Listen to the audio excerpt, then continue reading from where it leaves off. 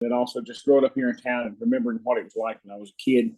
When the Lincoln Theater was vibrant, when Main Street was active, when you go to Lincoln Theater, and the experience I had growing up here, I wanted to be able to have an opportunity to see if the skill set that I had acquired from going to college and working in radio over the years, if there's anything I could add and hopefully bring back to my hometown. So that's kind of what got me where I am now. How did you become passionate and involved for the city of Marion?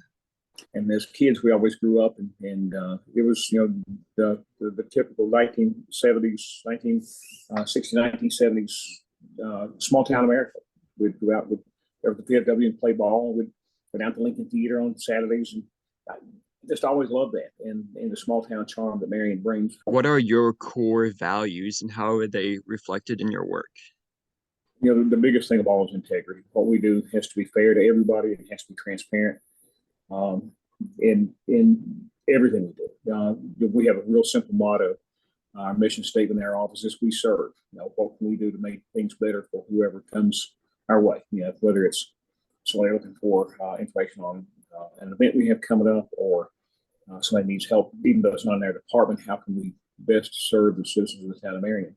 And then also, I guess the third part of that is fostering younger people to step into my role. That's one of the things I'm really working on hard here, is trying to foster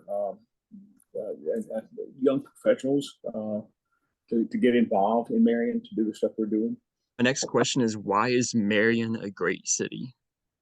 I think it's great because of the people. I mean, we have just a tremendous community that the pandemic, I think, is it's changed a lot of things for us, but that's still resilient. Our people have come back.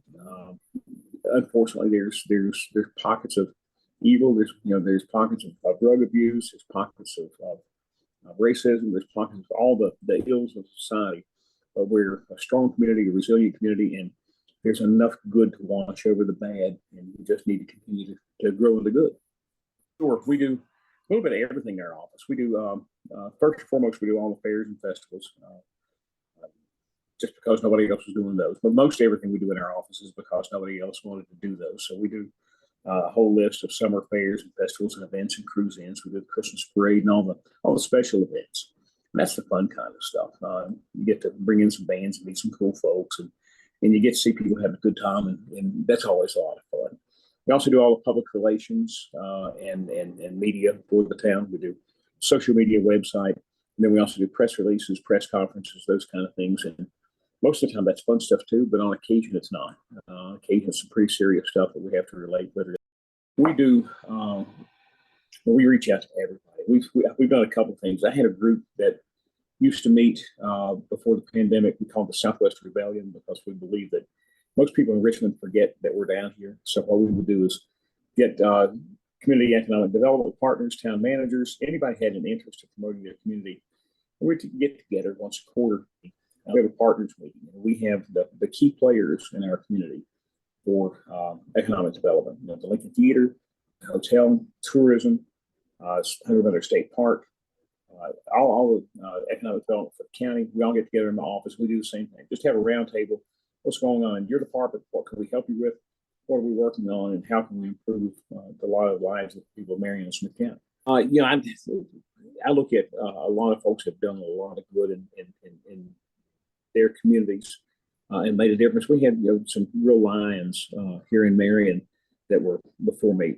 You have folks like Claiborne Gwynn. You have folks that like Don Jones and Henderson Graham, and that whole generation that, most of those, Claiborne's still with us. Most of those other guys are gone. But they were the real foundation when I was growing up for the town. Things. I just believe you have to stay committed to your community. You have to stay committed to a cause.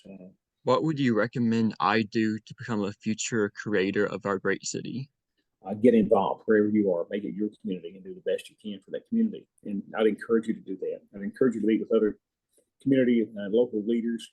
I would encourage you to come up with a project you want to work on, and find somebody to help you figure out all the rocks that need to be moved out of that roadway to help that happen, and get something going. It doesn't have to be huge.